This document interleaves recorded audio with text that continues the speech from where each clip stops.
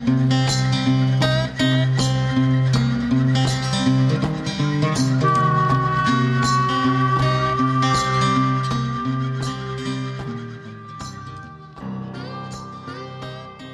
you for tuning in to this episode of Amazing Outdoors.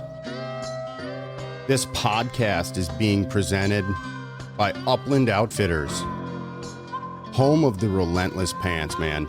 Those things are awesome. I had them out this week, and I pretty much, since I started the partnership with Jason, have been wearing those pants out anytime over the summer here where I had to do any work at the farm or dog training. I've even had them on the boat a little bit. They are tough as nails. I have yet to see a pull 'em thread. I've been in some nasty briars. They really held up a lot better than I thought. I can't recommend them enough. Hunting season is around the corner. Make sure you use discount code AMAZING, and I believe Jason is still offering 20% off on the Relentless pants. So pick up a pair before hunting season is upon us, and you're out in the woods with a pair of ripped up pair of pants and sweating, unnecessarily, because Jason's pants and the Relentless pants are top notch and breathable, light. So you're going to want them this early season. Make sure you get them now. I also have a quick announcement. We've got another kind of temporary partnership with Chippewa River Custom Rods. Tom is going to be offering 10% off with discount code AMAZING10. AMAZING10. And it's all caps. If you decide to call him for a custom rod, just make sure you tell him that you heard about custom rods on Amazing Outdoors podcast, and he will make sure that you get hooked up with a discount. All that information for both sponsors and partners are going to be in the show notes, so please support the podcast and these great companies. They are really good partners for the podcast, and I would like to see our listeners support them as well. So look them up, Uplnd Outfitters and Chippewa River Custom Rods. Enjoy today's show.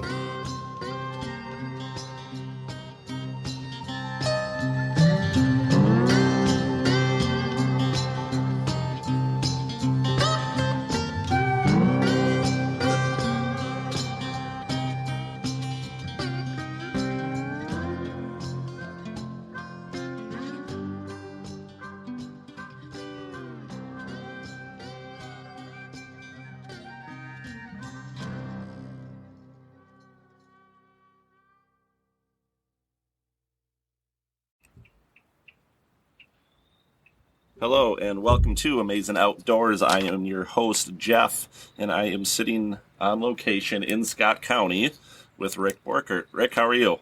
Just fine. Good. So tell me what you do and a little bit about yourself.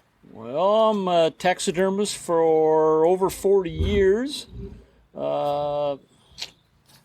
Interested in the outdoors, nature, photography, setters, you name it. So good. So where are you living right now? Central Scott Counties, okay. South of Prior Lake. Okay, kind of near the Minnesota Horse and Hunt Club for some of you that may be familiar with that. So what got you into taxidermy? Well, in high school, we had a little outdoor ed part of the physical education. We had a little outdoor ed project, and there was a little taxidermy thing in the outdoor ed. We had a local taxidermist came in and kind of demoed a duck mount. He took it apart and put it back together again. And a few months later, that taxidermist contacted the high school teacher and said that he had terminal cancer and he was looking for some kid to help him clean out his freezer. Well, the instructor kind of grabbed me by the scruff of the neck and told me that he's got a job for me. And I said, okay. So I went over to a guy by the name of Larry Ryan, and he kind of showed me how to skin fish out and build bodies and mount them up. His disease progressed fairly rapidly. I only worked for maybe 40 hours. I bought his inventory for a grand total of $75, and have been doing it ever since. So certainly when I started, I wasn't as proficient as what I am now, but over time, you get a little better at what you're doing. Yeah, you kind of hone your skills and and improve. So you said that taxidermy was a part of a Phi Ed class? Yeah, it was a little, it was we all had to mount like a pheasant head. Oh. And so people were looking for, pheasant heads from hunters, and we got into little, 2-3 students per, little group, and we had to mount up a pheasant head Sure. or whatever. And so that was acceptable back in the late 70s and stuff. Maybe it won't fly today, but yeah, that's how I trapped when I was younger too, so I knew how to turn things inside out. It was just a matter of learning how to put things back together again. Sure. So the fur buyers would call me because they wanted to buy my furs because they were stretched and skinned and stretched properly. Sure. So that was kind of half the battle. Okay. What were you trapping growing up? Mink, muskrats, raccoon, red fox, gray fox. That was the fur bearers here at that time. Okay. Now Scott County has coyotes and beavers. We had one in the pond here, 2 weeks ago swimming around, which was not normal. He only stayed around for Sure. a couple of days, but yeah. So that's kind of just built the business word of mouth, and that's about it. And here we are. Yeah. So excellent. So what kind of birds and what do you mount typically? What is your Basically, it's the local stuff, ducks, geese, upland birds. It's nothing rarely exotic. It's all North American kind stuff. of your upper Midwest? The upper Midwest stuff. Or It's sheep? I don't do any of the exotic stuff. I'm just one guy. Okay. And so it's I don't do any African stuff or anything really exotic. It's it's whitetails and wood ducks and walleyes. Okay. So whatever's in the upper Midwest, Yep. you do it. Well, there you go. Perfect. So let's talk about birds a little bit. Obviously, you do grouse, quail, pheasants, woodcock, ducks, geese. I think you've probably almost done one of every of those. Pretty for much myself. Except Pretty for much goose. everything. Okay. I did a couple of long-tailed ducks and a black scoter here just recently. Oh, cool. So a little bit of sea ducks, Cool. Where'd those come from? They came from Michigan, I believe, or Wisconsin. They get them, on Lake Superior pretty frequently, and Lake of the Woods too. They can get into some old squaws and some of this weird stuff that. I think I do remember you mentioning that one time. I was picking up something years ago, and I think you had an old squaw on the wall, and I asked where that came from, and you're like, "Oh, believe it or not, Superior," and I was like, or Wisconsin maybe, or somewhere in there. I did one out of Spring Lake right over here. Oh, really? 3 miles away. Oh, jeez. And back when you could hunt on Spring Lake. Sure. But yeah, so occasionally you get to see some, some odd stuff like that. People are lucky to run into. So. Cool. So when someone brings you in a bird, obviously you've been doing this for a while, and you kind of have that eye of looking at everything. What makes a good bird a candidate for putting it on the wall? Well, you want a mature specimen. Some people, wood ducks are so beautiful generally that if they, and it kind of depends on the hunter too. I mean, if they don't get a lot of wood ducks, when they do get a male, they want it mounted. Basically the kind of later in the season, the closer you are to breeding plumage in the springtime, the better the bird's going to be. But if it's the dog's first retrieve or Johnny's first wood duck, they want it mounted. I mean, you try and make it look as best you can, right. with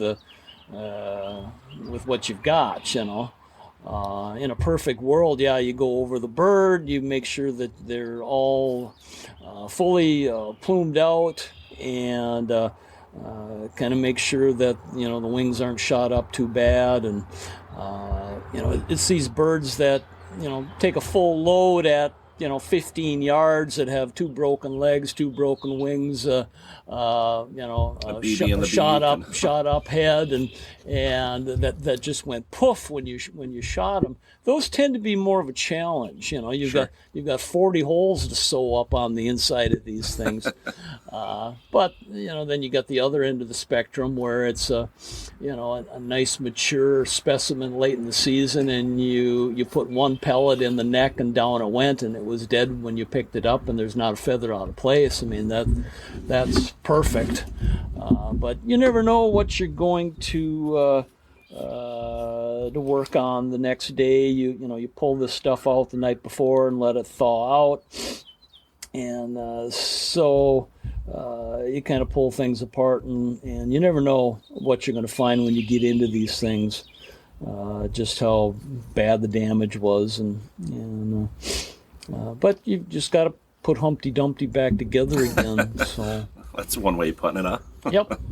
So interesting. So you kind of touched on a little bit here. Obviously, if you're harvesting an animal or a dog's retrieving it, you're going to have some degree of broken feathers or things out of place or torn up. So what is fixable and what's not fixable in your eyes? Well, if the wings are broken out towards the primaries and stuff, you can only run the wire out just so far. So you're talking that final. Yep. You kind of joint on think the wing. like the primaries are your fingers, and you can only run the wire in from like the wrist on in. So if those are kind of flopping in the breeze, to do a flying mount would be a little, difficult. Standing mount wouldn't matter. They kind of tuck in. Sure. Problem solved. But yeah, pheasants, you got to kind of spread the tail feathers and make sure that you've got even numbers on both sides, and hopefully not shot up too bad and stuff. As far as dogs go, generally, waterfowl, they've got lots of feathers per square inch, and they're pretty tough to cause a lot of damage. Upland bird's a different story. They're a lot softer bird. Their feather count per square inch is a lot lower. So if you start losing some feathers due to the dog or being shot or hitting the tree on the way down, right, you can make some holes pretty quick. Right. So have you ever gotten to a point, let's take a pheasant, for instance. Obviously, you've got long tail feathers. That's probably one of the first things people are looking at. If those are busted or broken, are you ever going to the point of completely removing and scab or, taking other feathers in? Or You can, but a lot of times the bars don't match up on the tail feathers from one individual to the other. Sure. They're a little wider, their space is a little different. Tail feathers on pheasants too, they especially the two long ones, they kind of sister together. So if you have one that's broken, you can kind of, if the spine is broken, you can kind of put a little dab of glue so that they sit together and support each other. Okay. So yeah, I have replaced I remember one guy brought a grouse in that his daughter had shot, and the grouse was in one bag, and he had 2/3 of the tail feathers in another bag. And at first I said, "Oh boy, it might be easier just to get a different grouse." And she said, "No, this is my first grouse, and therefore I want it done." So, okay. So I laid the feathers out. There's a left-hand side and a right-hand side, and you figure out, okay, this goes here, and you can find the little holes that they each go into. So you kind of just plug them back in, and when you close up your incision, you take some caulk or like liquid nails, and you put down the tail root feathers and stuff, and that kind of holds the tail in place and kind of glues everything back to where it should be. And the guy was just tickled pink. I mean, it turned out absolutely perfect, and so that's interesting. So you're literally putting a puzzle back together when it comes to some of this stuff. Some of it, yeah. So I mean, obviously, I assume. Hopefully you don't have to do that with every piece that you do, but you run into some stuff that, you got to go the extra mile. Sure. So kind of walk me through when you get a bird in and it's spot and line now and you're getting ready to start the process of mounting this. What's kind of the process of everything? I know you kind of mentioned before you typically take them out night before. Yep. Kind of let them start thawing. Yep. So take me from there. Night before, you take them out, and they're a frozen lump, and by morning they're thawed out, and you just kind of spread the wings and limber everything up and kind of look at what you've got to work with here, and then start the skinning down the middle of the chest, and skin it out, skin the legs out, skin the wings out. Remove the meat from the wing bones and the leg bones. Then skin it up to the base of the skull, cut that off, invert everything back to normal. Then you got to skin the kind of the tail feathers out. There's a little triangular piece of meat there. Sure. Skin that out, and then you've got to remove all the fat. I take a little scissors and do it all by hand. Some species, waterfowl, have to carry a fuel reserve on board, i.e. fat. Okay. And so that's all got to be removed. And then, I use the original skull too for most of my birds, and so you skin that out. You make another incision in the throat area, invert that all the way to the bill, and then clean the skull all up, remove the brain, and you can do a lot of it by hand. With some borax and a knife, you can clean these up, and then I take a little wire brush to these things too, and clean that the bone all up, and then it hits a tub of water with some Dawn dishwashing liquid, and you remove all the blood and the fat and the grease and the dirt and all of that, and then it goes into either an alcohol or white gas bath that removes the water. It has a higher evaporation rate than what water does. Okay. Then I put it in a bag of cedar chips. Shake, shake, shake. You can put it in a tumbler too. I usually just put these in a big garbage bag with cedar chips and maybe a little bit of borax in there, and shake it up and turn everything inside out, and so that you dry the inside as much as you do the outside. It doesn't get bone dry, but it removes most of the moisture.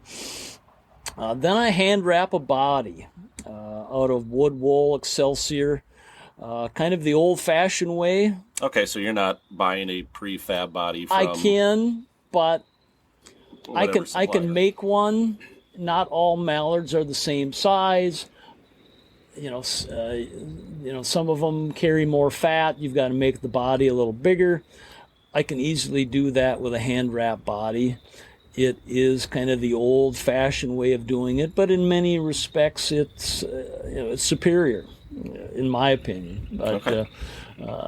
So when you're hand wrapping, like, you're literally just starting from a lump core. Of... Yep, okay. Wood wool core. You get it wet. Take string. Okay, sorry about that. We had a little glitch here. We had a battery run out, but you were saying use a wood wool. For the core of your body. It's the kind of an old-fashioned way of doing it, but I hand wrap these bodies, and for smaller birds, for a Canada goose, they just get too big. I'll buy a body for that and use a pre-made mannequin. But the smaller birds, I can customize these things a little better, and it seems to work out just fine. So, but yeah, you get this. I mean, this wood wool. You get it wet a little bit, and then you can wrap it, and then add and wrap some more, and add and wrap some more. You kind of build this thing up, so you end up like having a dense little football kind of a deal going on. So real quick, to get the shape of the wood wool. I mean, you said you cut up through the center of the bird from the breast. You've taken out. Well, basically the body.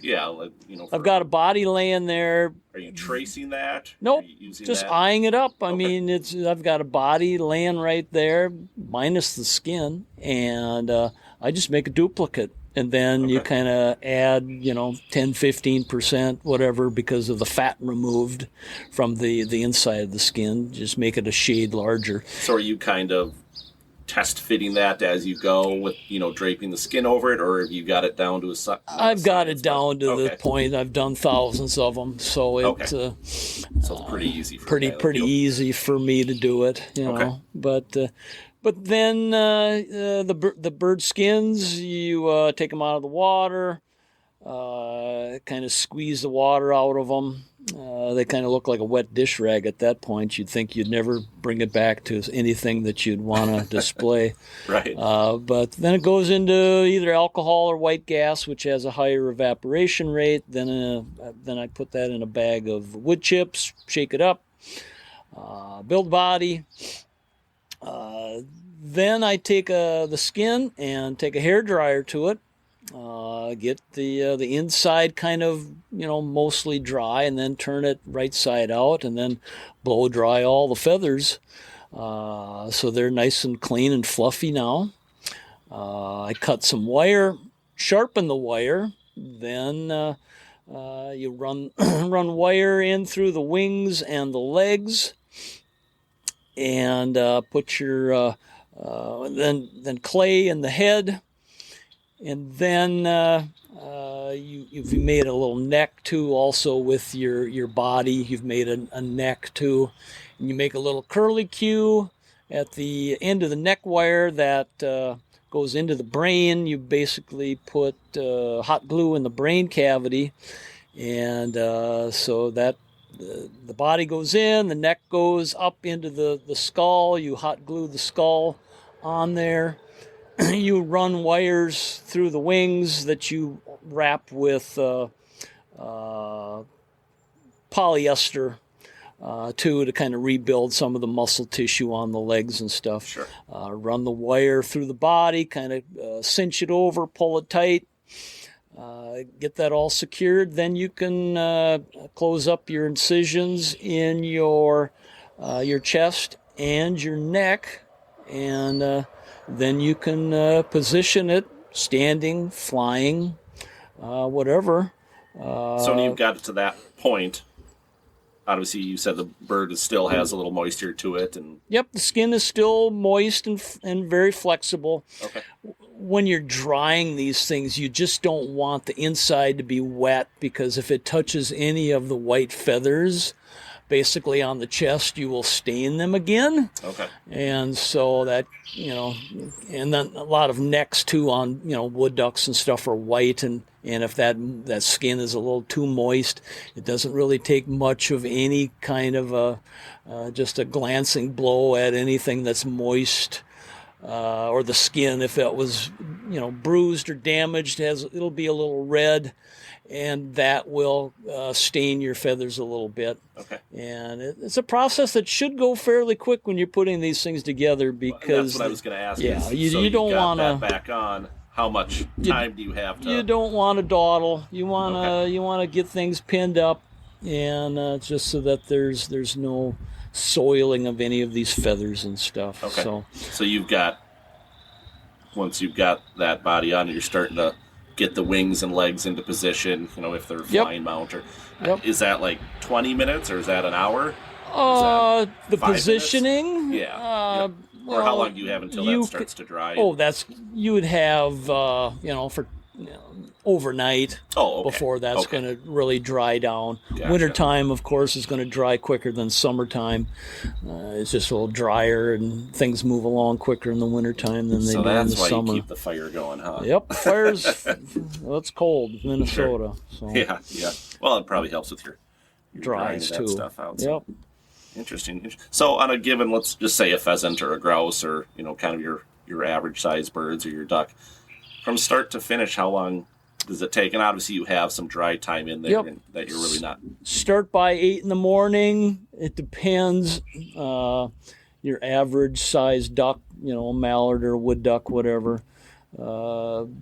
Usually by 2 p.m, you've got it all pinned together, and you've got it on the wall or on the base, and you're doing some final positioning and stuff, and then it'll take a few weeks for drying time, the feet and the bill and stuff, and then you can paint those and call your customer. Okay. So that's not terrible. So you typically do a bird or two in a day, or just one a day? One a day. One a day. Okay. You spend the rest of the day finishing stuff that you had done 2 weeks prior, and sure.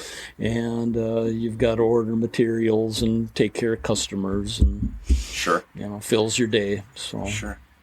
All right. So here's a question that I've seen a lot on social media, and I'd like to help kind of clarify this for guys. Is fall comes here, but the question always is okay, I've got this bird.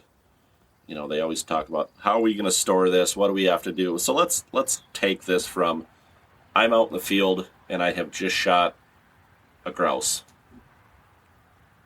What do I do now? And let's talk about, field care once we're back at the truck, once we're at home, right down to getting it to you. If you had a perfect situation, how this animal is going to be taken care of. Once I've shot the bird, what should I do? Well, grouse are pretty fragile, and all upland game birds are pretty fragile. Waterfowl, not so much. They tend to be a little more wash and wear. But if you had a woman's nylon back in your game vest, you can pull that out and kind of slip them in there head first, and that'll just kind of suck up around the bird and keep the feathers nice and straight, and you can put them back in your game vest and continue your day. Once you get home, you can throw the whole thing in 1 second here. How many guys or gals do you know that walk around with a nylon in the back of their vest? Well, if you're prepared to get something, sure. Decent, then yeah, you should. Okay. So what if you don't have But one? if you don't, you just, common sense, you just kind of tuck them back in your game vest, kind of head first, and try and keep things straight. And then once you get back to the truck, take them out and get them cooled down. If that means put them in, a little baggie or whatever's handy, and put them in a cooler. Okay. If it's a warm day. Get them home. Kind of wrap the head around the body, put them inside of a plastic bag or several plastic bags, seal them up good. So when you say plastic bag, are you talking like a Ziploc bag? If they'll fit in a Ziploc bag. If sure. If it's a pheasant, they're not. You're going to have to put them in some other kind of bag. And so like a convenience store that you get at a gas station? Well, something hopefully a little better than that. Okay. And trash bags? Trash bags work great. Okay. you got to kind of treat this stuff like a raw piece of hamburger. If you put a raw, piece of meat in the freezer without any kind of covering in there, it's just going to desiccate and dry, freezer burn and stuff. And so you kind of want to put, a decent amount of plastic and seal them up good, and try and keep the tail feathers straight. Although they will straighten themselves on their own. But okay, so if they get curved, if you can't get them in the freezer, if the freezer's too small or whatever, you can curve them. I used to try and keep things straight, but I remember I would take pheasants out of the freezer, and they'd have a bend in their tail, and generally by morning time, Mother Nature has straightened them. They're perfectly straight. Really? It kind of does it on its own, and so. But properly, spend a little time, bagging these things up, and so get it to a taxidermist in a reasonable amount of time. Some people, don't. They have good intentions, but it never happens, or finances. They want to wait, whatever.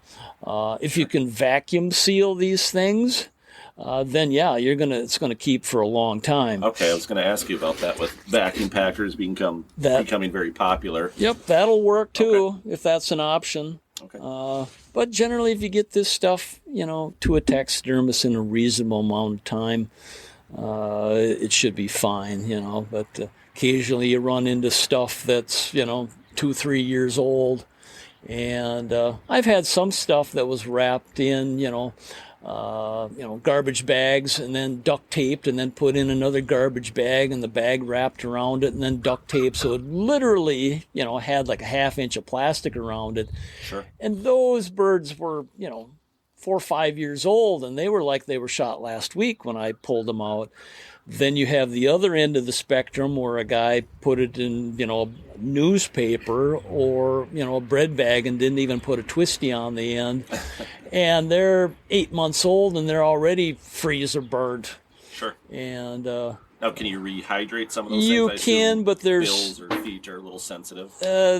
Actually, that kind of helps in color retention on feet if they are a little freezer burnt. Oh, okay. But it's not that you really want to see that, but it's it's Sure.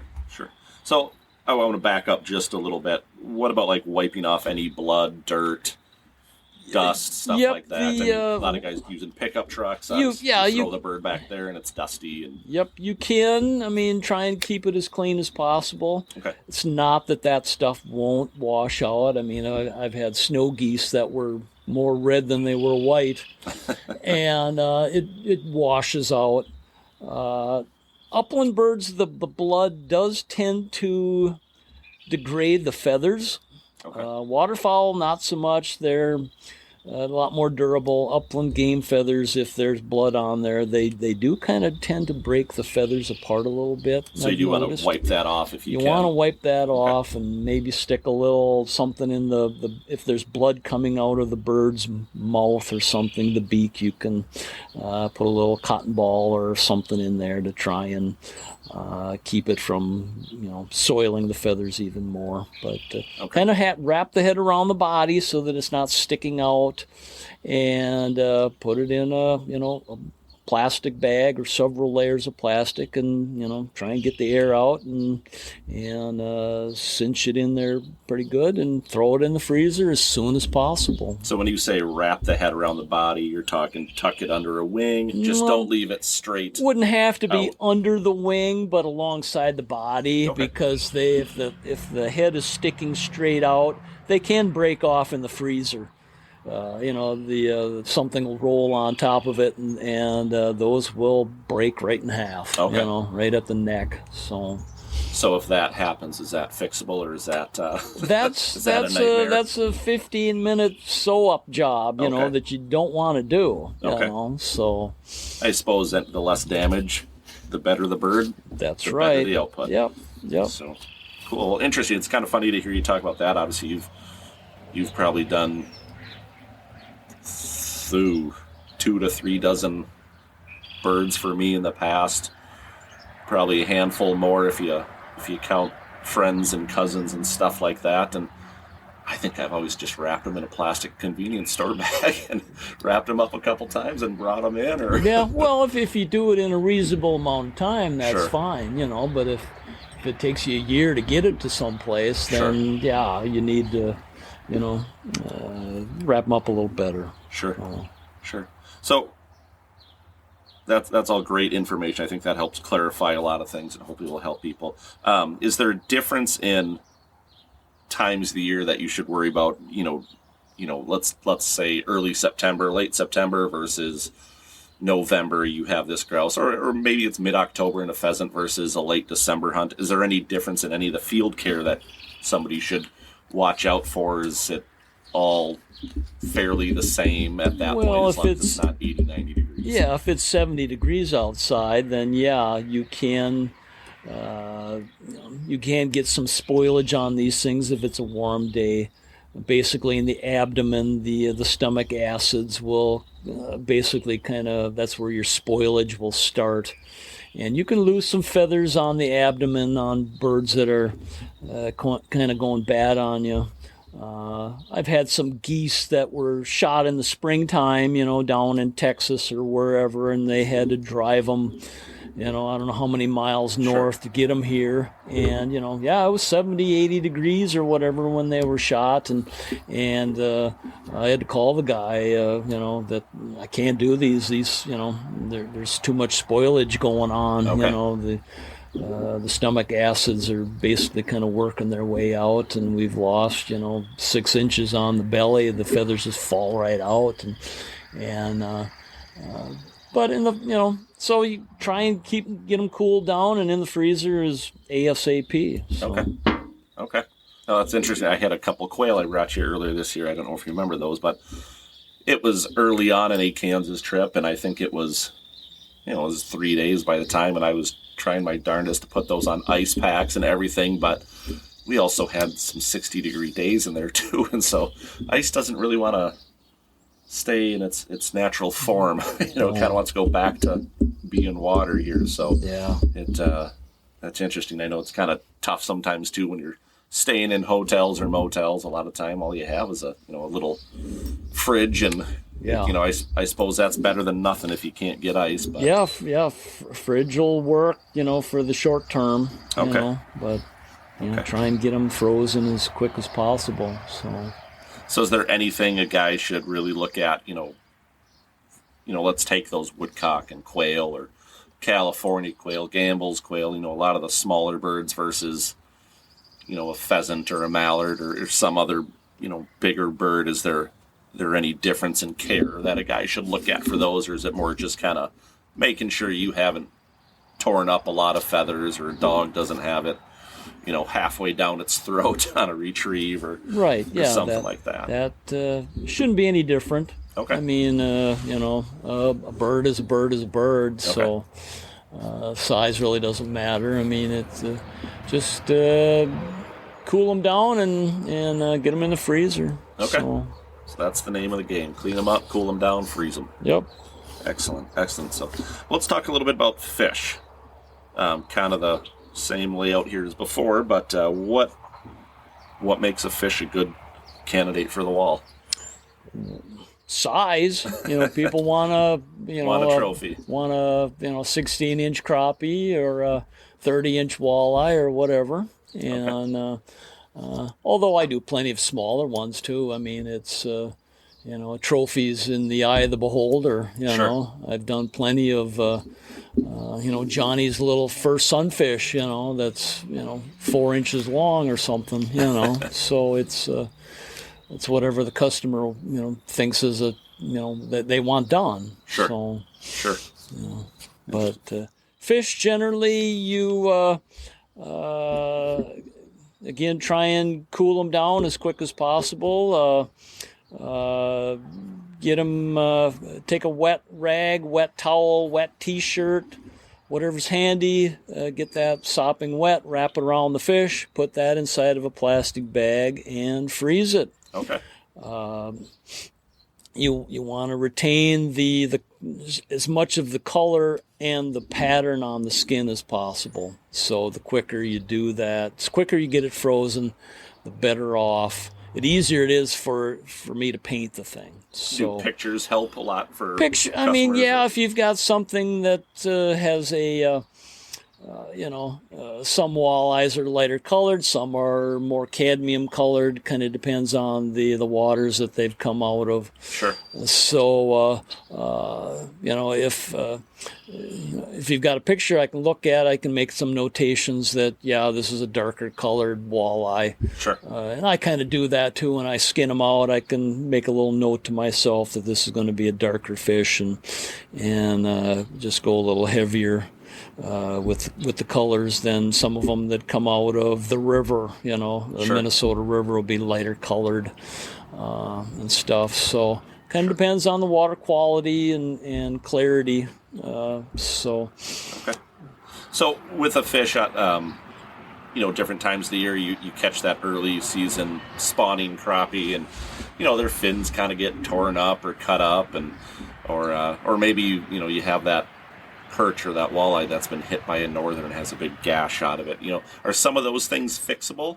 The fins, you put fin backing behind all of these, so that's easily fixed. That it's rare that you don't have fin breaks and stuff, especially on panfish. Crappies, Sure. like you said, are kind of their fins are pretty fragile, and just from being caught or being in the live well or that type of thing, they kind of break down a little bit, and Sure. so you've got to put fin backing on all of this stuff, and it just kind of brings the fin back together again and makes it look whole again and stuff. So Okay. Okay. So let's talk the general process of a fish. So you've got it in. It's been wrapped in a wet paper towel, or not paper towel, rag, T-shirt, something like that. So definitely not a paper towel. I see you shaking your head here. No. Okay. That just makes a mess. Sure. Newspaper. It's the worst thing you can put on a fish. Does that dry it out quicker? Or Yep. Does that, Yep. Okay. You got to treat this stuff like a raw piece of hamburger. If you took a piece of hamburger or steak and wrapped it in bone dry newspaper and threw it in the freezer, what's going to happen? Okay. Dry right up. It's the same thing. And so I take that fish and I lay it on a piece of foam. Put it in the position that I want, upwards curve, downwards curve, whatever the customer wants. Trace around that fish. And the fish is still intact. Fish is just a thawed fish out of the freezer. Okay. Then I skin the fish out, flesh it all on the inside, trim all the base of the fins and stuff on the inside. Then it goes into preservative overnight, and the next day then I hand carve a body out of that fish foam. Cut it out on the bandsaw. A lot of times this piece of foam is 6-8 inches thick, and it carves fairly easily. I rough it out with the bandsaw and then take a serrated edge knife and just sit down and start carving, and then fit the skin, carve a little more, fit the skin, carve a little more, get it to fit properly. Then fit the skin over the form, pin it, card all the fins so that the fins are where I want them, and card the gills too, if it's going to be an open gill mount, and then set it to dry. Takes 2 to 3 weeks for that to dry down. Then you put fin backing behind the fins, some epoxy work in the throat area, base of the fin, set eyes, artificial eyes in it, put artificial gills in it, and then you have to airbrush all the colors back into it. There's a coat of fungicidal sealer that goes on the fish. Once these fish dry down, they lose all their color primarily. Sure. And so you have to airbrush the colors back into them. Okay. The So coat you're of- literally, you're matching up these colors, maybe mixing a little bit, or Yep. they're pretty much, I'm oversimplifying this, I'm sure, but you don't go to your supplier of paint and be like, I need crappie black or bluegill blue or Well, whatever it may they be. do kind of make Some some general. like a bass belly white, Okay. which is kind of an off white. They do, but generally you kind of they come in kind of browns, blacks, cadmium yellows, dark bass greens, medium greens, light greens, and generally it comes from years of experience. It's 2 drops of this and 1 drop of that gives me the color that I want. Okay. And you've got to airbrush all the colors back into them. So start at the belly, you white the belly out. That tends to be more of an opaque paint on the top and on the bottom. The side paint tends to be a lot more translucent because you want to see all that little scale detail that's left, and so that the side colors are a lot more translucent. And so once you got it all painted, then you 2 coats of gloss and clean the eye off, and you're done to put it on driftwood or whatever kind of backing the customer wants. Okay. So I want to back up a little bit. You were talking about cleaning the fish. I mean, obviously, the experience I have with cleaning fish is you're filleting them. Obviously, you touch that with a knife and scales go all over the place. How do you I assume you lose some scales to a certain degree, Certain fish are more fragile than others. Okay. Crappies are notorious. They have thin skin. They have large scales that are loosely attached.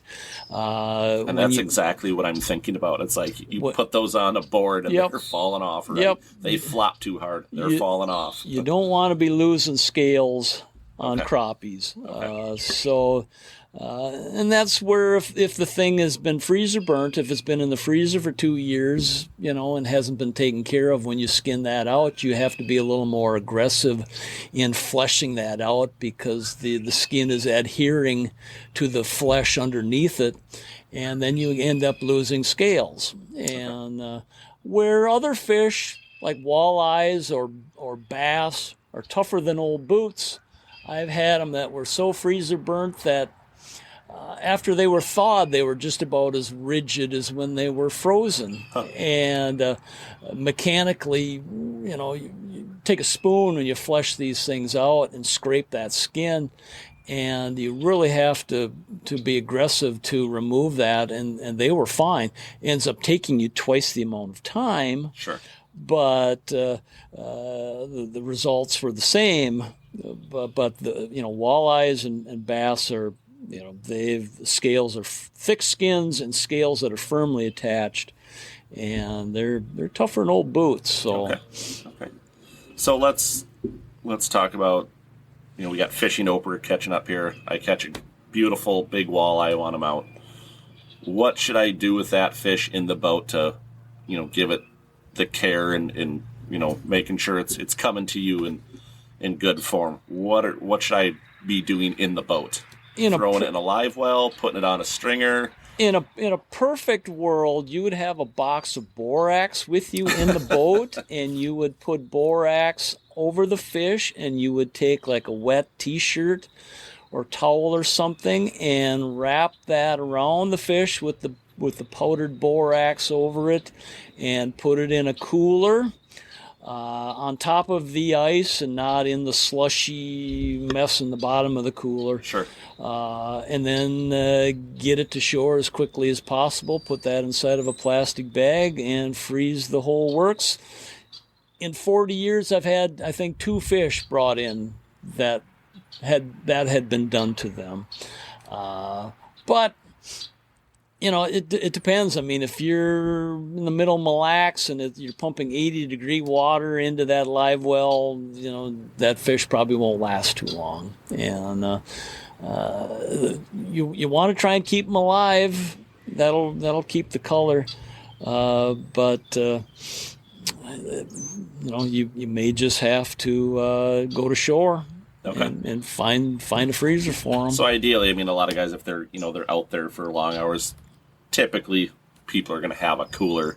Yeah. So it would be nothing if if you're kind of unprepared for this, but you got a cooler, you could take your T-shirt, wet it, wrap that fish, put it on top of the ice, and that'll at least buy you some time, to fish out the day or the afternoon or morning or whatever it may be. You don't want to put them in a cooler with right on top of the ice because that will pull the color.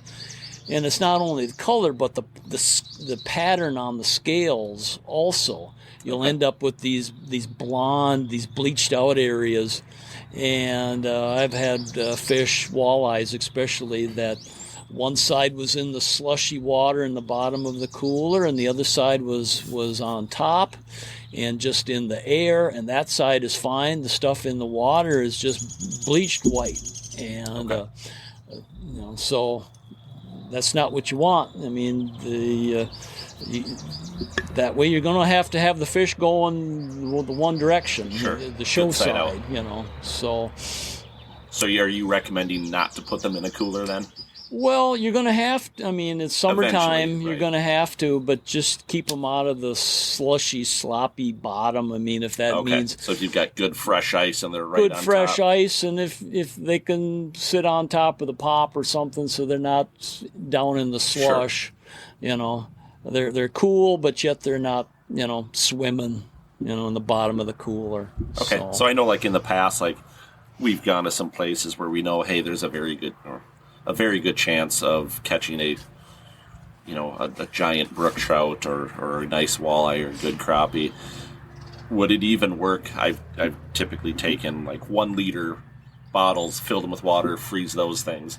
Would that even work? Because then you're not getting that slush. You're keeping the water separate and off those fish, or a milk jug, full for that matter. Yep. So. Keep your fish cold and but you don't want them swimming in the the loose ice and slush in the bottom of the cooler. It'll pull that color out of the fish. Okay.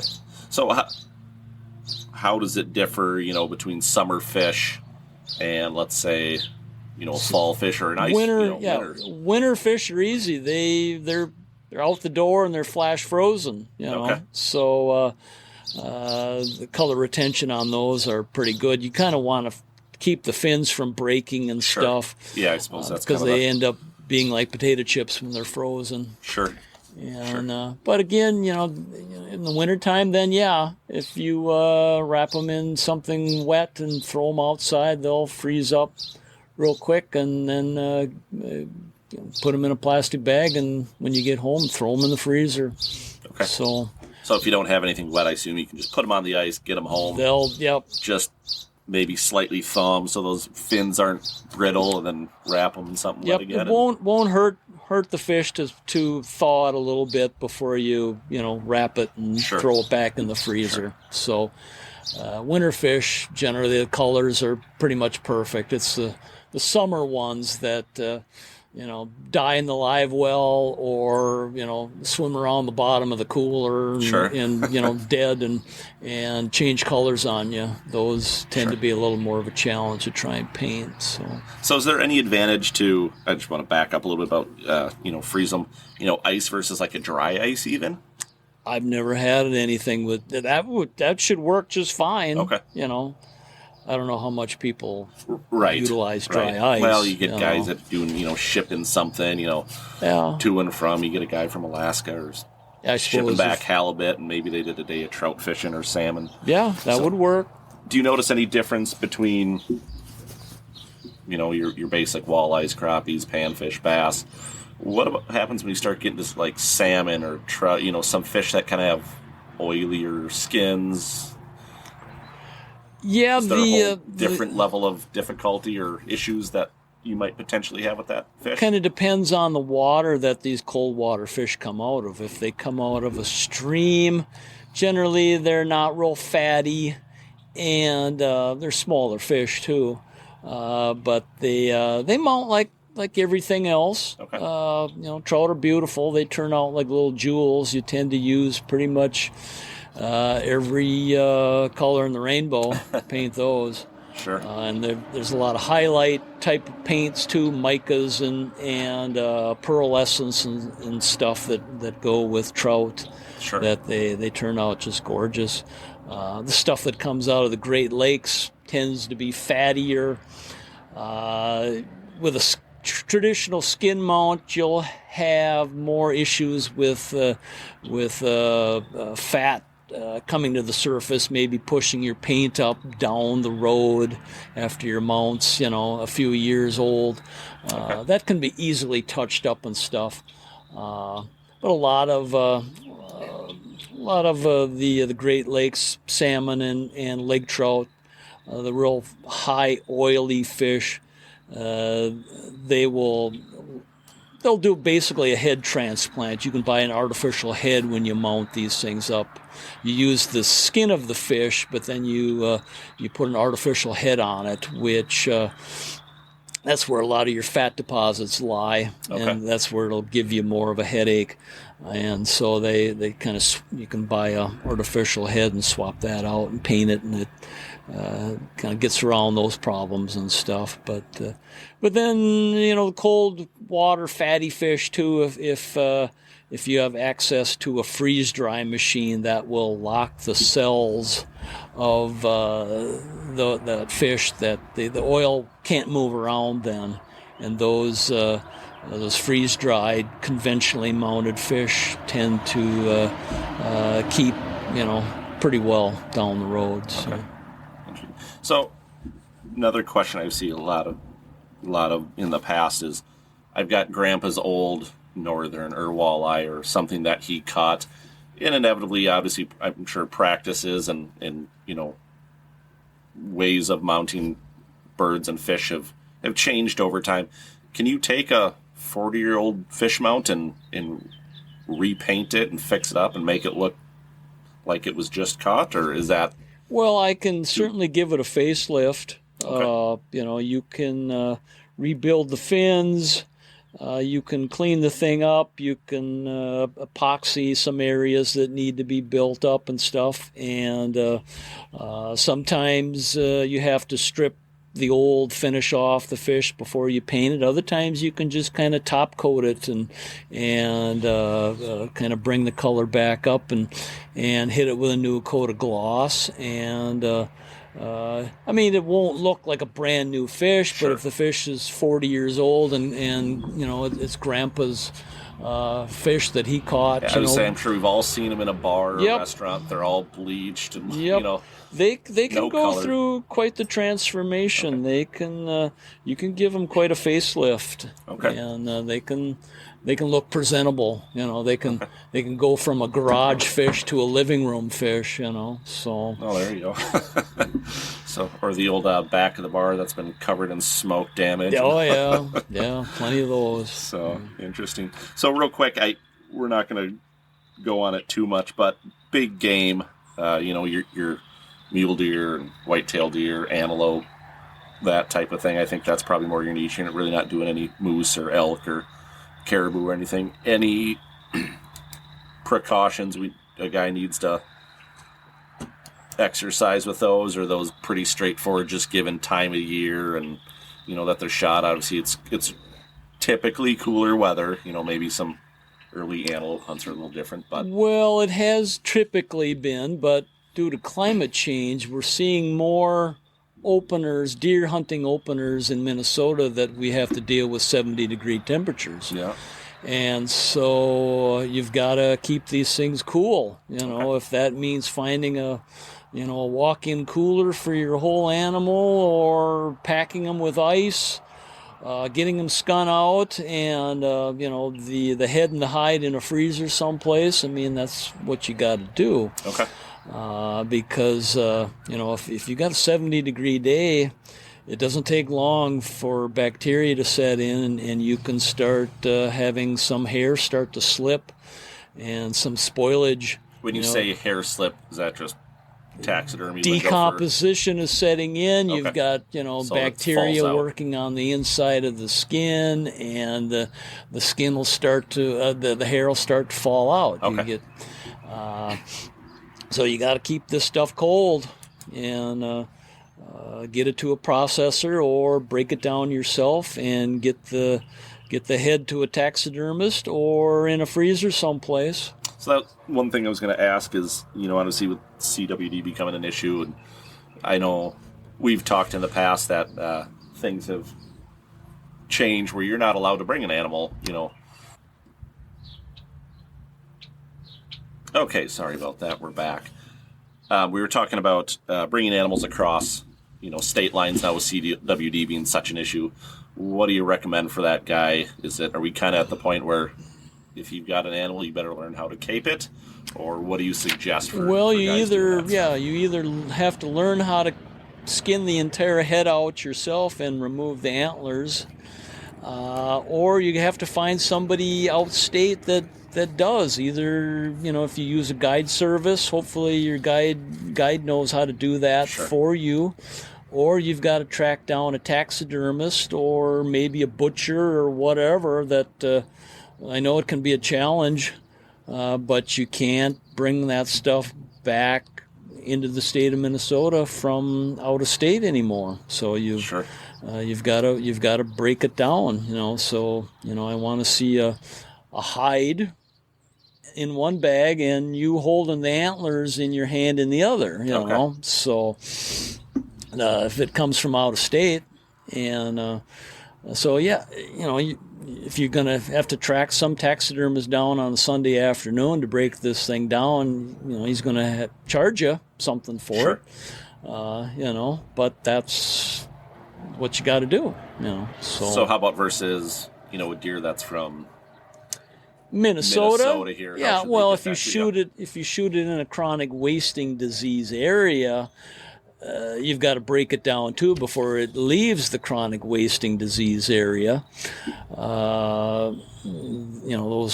rules apply the same, but the otherwise, if it's not in a chronic wasting disease zone, then you can move it around. Just cut it up off. Near the base of the skull, and let you do the rest. Pretty much, just skin it out. A lot of times, I get the whole hide and a head in the bag, all one piece, and then I can cut it accordingly. Okay. People are more comfortable doing that than trying to, skin out the face skin out the whole thing. Okay. And but yeah, if you shoot it in Minnesota and there's no restrictions, then you can basically hang the thing in the garage and skin it out and just lob the head off as close to the base of the skull as possible, and then throw the whole thing in a box or a bag and find a taxidermist, and he'll cut it off accordingly. Sure. And so if they just bring in that top cape, you're talking bringing it, removing it from just behind the front quarters there and giving you as much as possible and letting you deal with it. From the back of the, kind of draw an imaginary line from the back of the front legs on up. You kind of want to see the first 6-8 inches of the front legs too, and kind of skin everything up and lob it off if you're comfortable doing that. Sure. Most times, like I say, they skin the whole animal out, and I get the whole hide and then the head, and I've got to cut it accordingly, which is fine. Sure. So. Sure. So, 40 years of doing this. Do you have any mounts or animals that are memorable, whether it be good or bad, or maybe it's just a finished product that you really liked? Well, they all kind of blend in after a while. It's there's certain things like that grouse that I talked about, that it was some gal's first grouse, but the tail feathers, 2/3 of the tail feathers were gone and were pulled out, and so you had to kind of put this thing back together again, and I took a picture of that and saved that, because that was kind of a cool story, but otherwise, it's a job. It's Monday and it's another mallard, or it's another wood duck, and so you you try and do the best job you can with what you have to work with, every day. So not all these things are created equal. Some are, a little more pin feathery on the inside and therefore not as mature. Those tend to take a little longer to mount and to try and make look as best as possible. Other ones that are shot later in the season, closer to breeding plumages, tend to snap together real quick.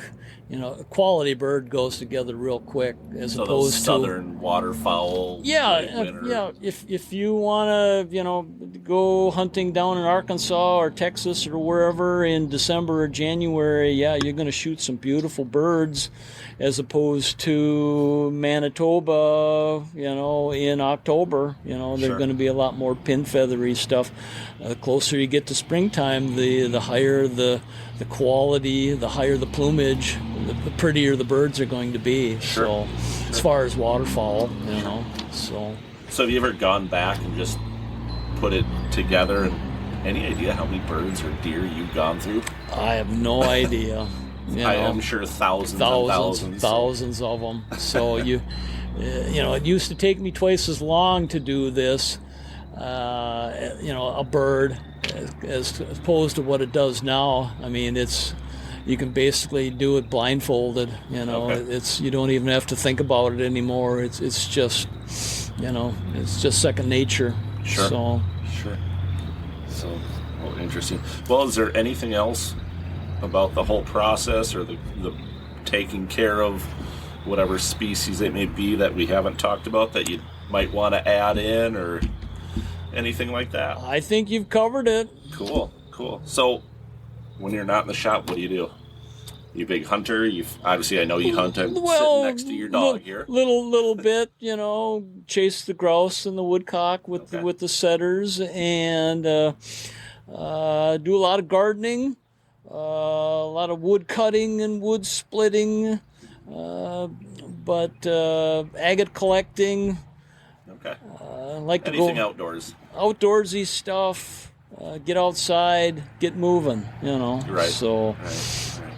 Well, I know, did COVID mess up your fall last year at all? Oh, yeah. Yeah. My hunting buddy did not want to really travel, and when we did, it was separate vehicles, and so that kind of really put a limit on things, and so this year we'll have to make up for it. Sure. We got younger dogs, and they need to spend time out in the field. Yep. So I know last year I think was probably the first year in 3-4 years you guys hadn't made it up, and it was a bummer. But obviously I think just given the situation, it kind of messed with everybody. But hopefully it, like you said, make up for it this year with quality hunts, quality bird contacts. Yep, good times with we'll shoot straight with people, dogs, and game birds. Yep. So, well, excellent. I appreciate your time, and I know you're looking at a garden here that needs a lot of work. But if people want to get a hold of you, how should they find you or contact you?